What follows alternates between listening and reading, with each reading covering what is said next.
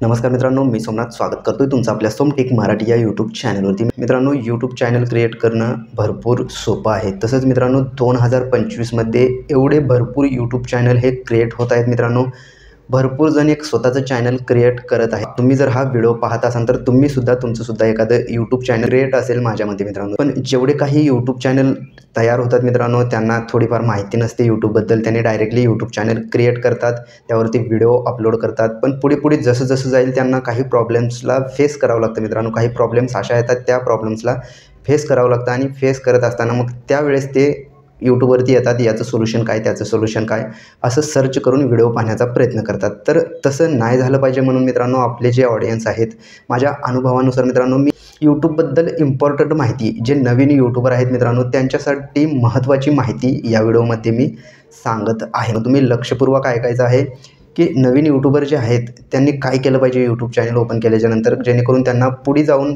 काही प्रॉब्लेम्सला फेस करणं भाग नाही पडलं पाहिजे त्यांच्यासाठी। त्यामुळे मित्रांनो, हा व्हिडिओ मी बनवत आहे नवीन यूट्यूबरसाठी। सर्वात आधी तुम्ही तुमचं यूट्यूब चॅनल क्रिएट करत असताना नवीन मेल आय डी क्रिएट करायचा आहे। त्या मेल आय डीवरती तुमचं यूट्यूब चॅनल हे क्रिएट करायचं आहे मित्रांनो।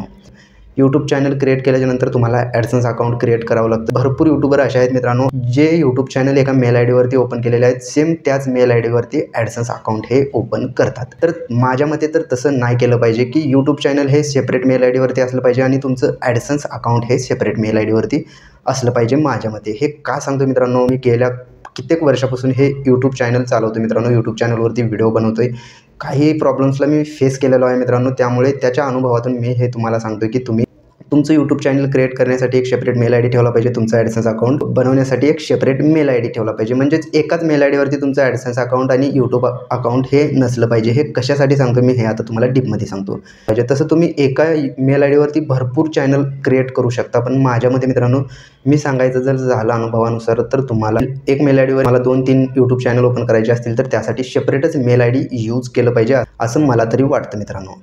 तर ते का वाटतं, जेव्हा तुमचं यूट्यूब चॅनल हॅक झालं किंवा तुम्ही एखाद्या चॅनलवरती अडल्ट कंटेंट अपलोड केला, त्या केसमध्ये तुमचं चॅनल टर्मिनेट केलं, तर तुमच्या मेल आय डी थ्रू मित्रांनो तुमच्या ॲडसन्स अकाउंटवरती परिणाम पडतो किंवा तुमच्या दुसऱ्या चॅनलवरती सुद्धा परिणाम पडतो। त्यासाठी मित्रांनो, तुमचं यूट्यूब चॅनल जर 2 असतील तर सेपरेट मेल आय डी ठेवा। ॲडसन्स अकाउंट एक मेल आय डीवरती सेपरेट मेल आय डीवरती ठेवायला पाहिजे। ॲडसन्स अकाउंट हे एका व्यक्तीचं एकच बनतं मित्रांनो।